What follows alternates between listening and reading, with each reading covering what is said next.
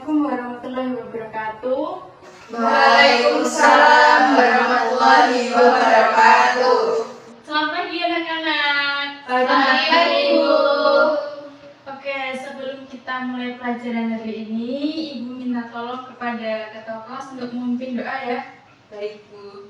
Baik teman-teman, untuk mengawali pembelajaran hari ini, berdoa menurut kepercayaan masing-masing. Berdoa mulai. Berdoa selesai. Oke, selanjutnya Ibu akan absen dulu dan seperti pertemuan-pertemuan sebelumnya, Ibu minta kalian menjawab dengan bagaimana perasaan kalian hari ini. Oke? Oke, baik, Bu.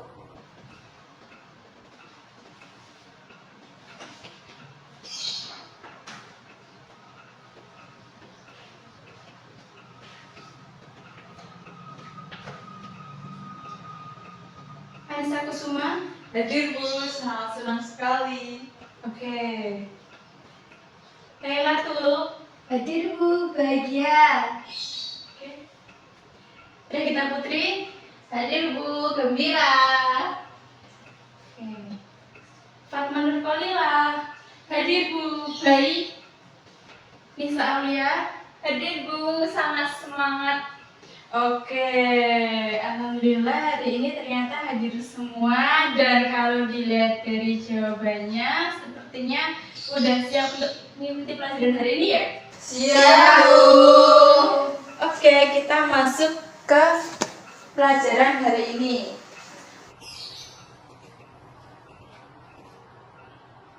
Nah, tapi kalian masih ingat gak tentang pengertian sistem persamaan linear, 3 variabel atau SPLTV? Nah, lalu kan kita udah belajar tentang ini.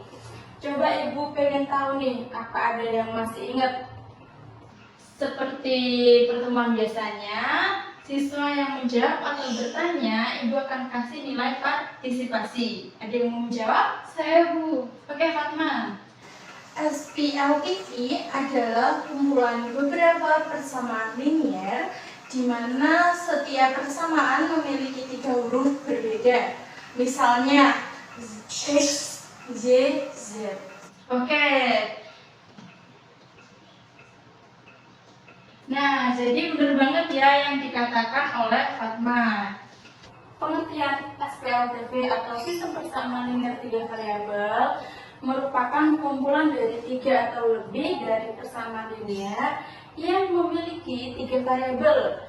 Nah, umumnya itu yang kita temui biasanya variabel X, Y, dan Z. Tetapi tidak menutup kemungkinan kita akan menemui variabel selain X, Y, dan Z. Kemudian bentuk umumnya kalian dapat lihat pada foto yang sebelah kanan. Itu adalah bentuk umum dari SPLTV.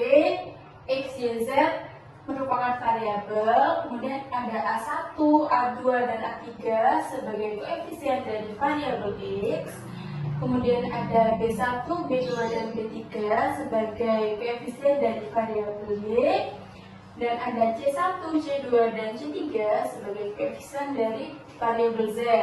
Nah, kemudian ada juga D1, D2, dan D3 itu merupakan konstanta. Ada yang ditanyakan? Belum ada, Bu. Oke, kita bisa lanjut. Nah, sekarang Ibu punya masalah nih. Ibu minta kalian untuk mencermati dan memahami dulu masalah yang ada di depan. Terus coba kalian pikirkan apakah ini termasuk SPLTV juga. Ibu kasih waktu 2 menit, kira-kira cukup nggak? Cukup. Oke, mulai dari sekarang ya.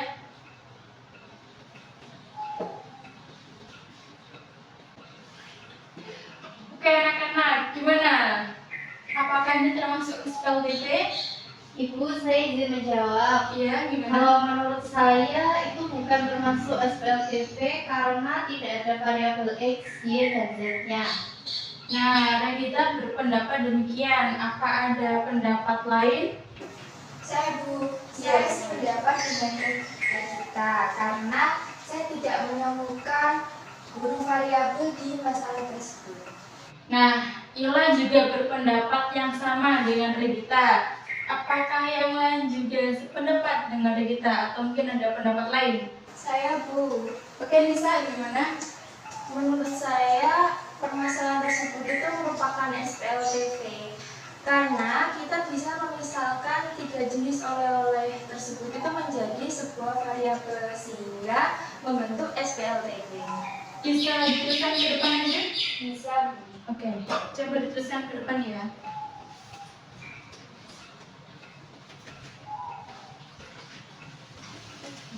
Lewat sebenarnya.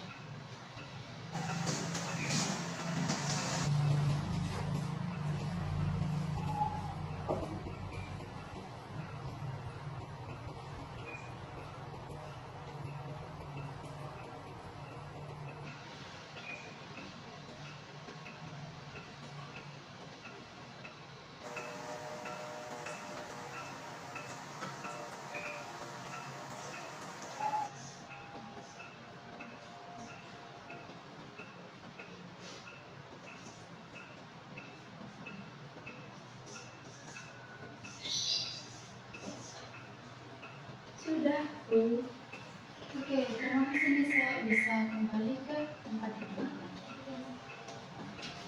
Nah, apa yang dituliskan oleh Nisa ini sudah betul ya anak-anak. Jadi, kita dapat memisalkan tiga jenis oleh-oleh itu tadi menjadi sebuah variabel. Di sini Nisa memisalkan dengan variabel X, Y, dan Z. Nah, dengan demikian kita memperoleh bentuk SPLTV. Jadi, ini merupakan kasus atau masalah yang berkaitan dengan SPLTV.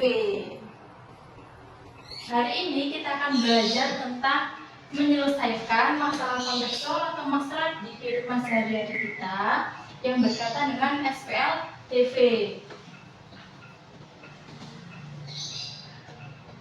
Setelah mengikuti serangkaian kegiatan pembelajaran ini, kalian itu diharapkan akan bisa menyusun model matematika SPLTV dari masalah kontekstual dengan tepat, dan juga kalian diharapkan dapat menyelesaikan model matematika tersebut. Lalu apa sih manfaat dari mempelajari SPLTV? Kenapa kok kita ini harus mempelajari SPLTV? Nah, dengan mempelajari materi ini, kita dapat menerapkan ilmu tentang SPLTV di kehidupan sehari-hari. Terus, di kehidupan sehari-hari itu kan bidangnya banyak sekali. Contohnya, salah satunya dapat membantu masalah di bidang ekonomi. Misalnya, dalam penentuan harga barang satuan. Contoh kegiatannya seperti apa?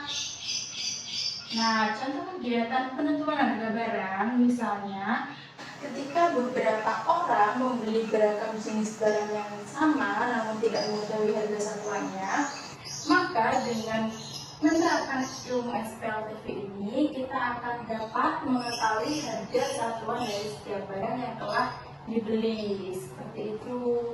Kira-kira ditanyakan? Belum. Oke, kalau belum ada yang ditanyakan, berarti sekarang ibu yang bertanya ya. Ada yang bisa nggak kira-kira menyebutkan contoh lain masalah kontekstual yang berkaitan dengan SPLTV? Saya Bu. Oke, bisa gimana? Contohnya itu pabrik menentukan jenis produk yang dapat diproduksi dari bahan baku yang dimiliki untuk memaksimalkan keuntungan. Oke, bisa. Ada yang bisa memberikan contoh lain? Saya Bu. Oke, Rita. Ketika kita ingin menyewa mobil dan membandingkan jenis paket sewa yang paling sesuai dengan budget dan kebutuhan kita. Itu juga bisa. Ada yang bisa menyebutkan satu contoh lagi? Saya Bu, Oke, Agus. untuk mencari tahu usia masing-masing anggota keluarga saat jumlah dan hubungan usia mereka diketahui. Nah, itu juga bisa ya anak-anak. Sepertinya udah paham semua ya tentang masalah kontekstual yang berkaitan dengan SPLTV. Iya, bertanya. Gimana? Untuk menyelesaikan masalah-masalah gimana ya? Nah, pas banget pertanyaannya. Karena sekarang Ibu akan membahas bagaimana cara menyelesaikan masalah LTV. Kita dapat menyelesaikan masalah LTV dengan metode atau cara penyelesaian sistem persamaan linear. Nah, ada 3 metode. Yang pertama substitusi. Metode substitusi itu mengganti nilai suatu variabel di suatu persamaan dari persamaan lainnya untuk mengetahui nilai variabel lainnya. Kemudian metode yang kedua ada metode eliminasi. Metode eliminasi ini merupakan metode yang menghilangkan salah satu variabel untuk mengetahui nilai variabel lainnya.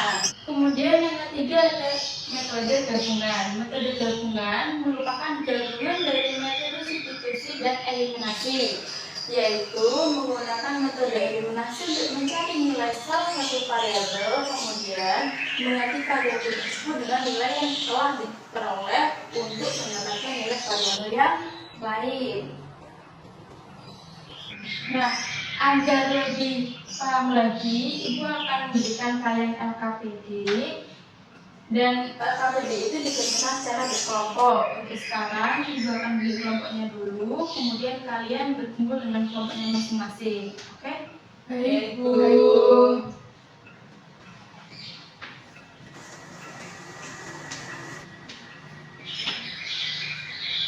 Oke, kelompok 1 ada Fatma Nurfalilah dan Lairatul Husnunisa.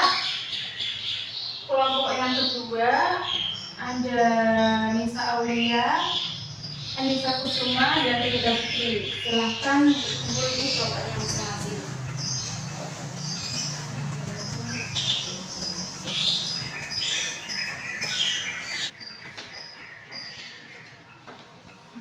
Terima kasih, Bu. Oke, sama-sama. Nah, waktu untuk mengerjakan LKPD ini selama 30 menit. Silakan berdiskusi selama 30 menit. Bisa dimulai dari sekarang? Bisa, Ibu. Oke, silakan berdiskusi.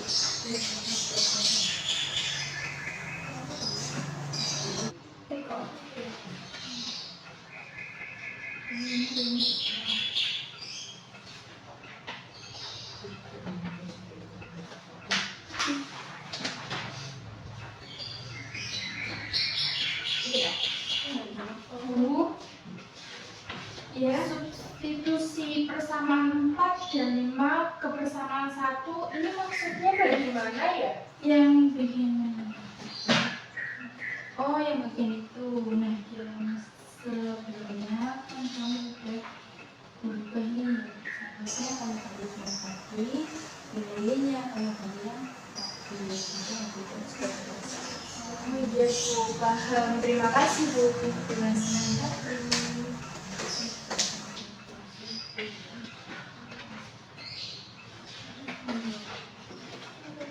Oke, anak-anak, waktu berdiskusi sudah habis. Silahkan bisa disiapkan hasil diskusinya, dan Ibu minta kalian berdiskusi untuk menentukan kelompok berapa yang akan mempresentasikan hasilnya.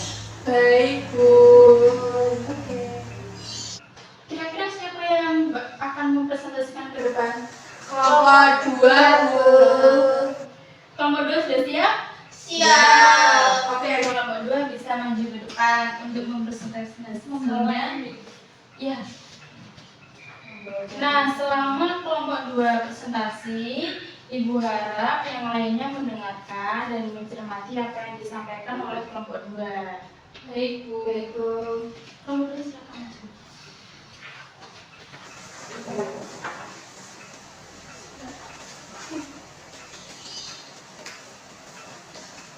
Baik, kami perwakilan dari kelompok 2 akan mempresentasikan hasil diskusi LKPD kami.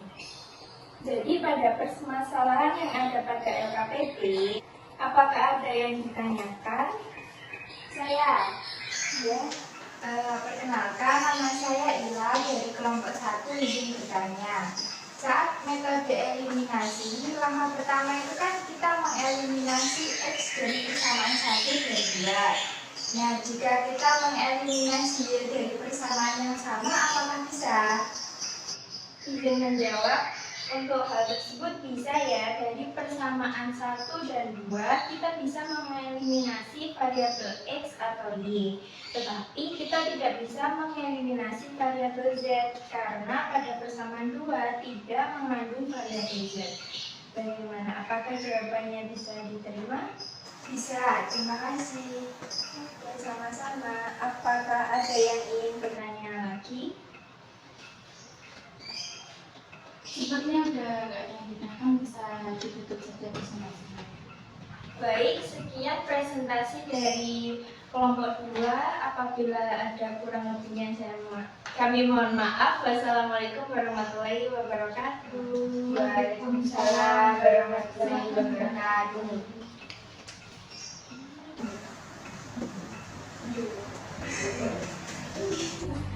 Nah, jadi menanggapi pertanyaan dari kelompok 1 tadi. Nah, untuk mengeliminasi suatu variabel itu sebenarnya kita bebas mau mengeliminasi variabel yang mana. Tapi yang perlu diperhatikan adalah ketika kita mau mengeliminasi suatu variabel, kita perlu pastikan bahwa dua persamaan yang kita gunakan itu mengandung variabel yang sama. Bisa dipahami ya anak-anak? Bisa, Ibu. Oke. Nah, selanjutnya setelah kalian mengerjakan LKPD secara berkelompok, kalian akan mengerjakan kuis secara mandiri. Siap ya? Siap.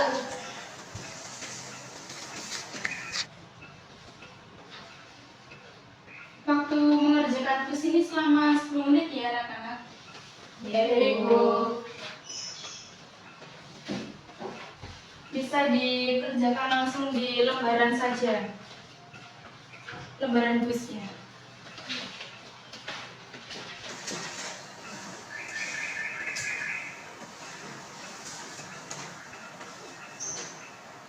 Oke anak-anak, waktu mengerjakan kuis sudah habis. Bisa dikumpulkan hasil pekerjaan kalian ke depan.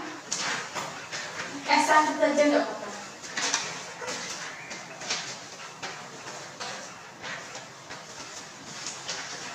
Sudah dikasih nama semua ya? Sudah, Bu. Oke, terima kasih. Oke, Ibu ucapkan terima kasih kepada kalian atas partisipasinya dalam pembelajaran hari ini. Nah, Ibu sekarang akan mengumumkan kelompok yang paling aktif adalah kelompok 1. Dan kelompok yang paling berani adalah kelompok 2.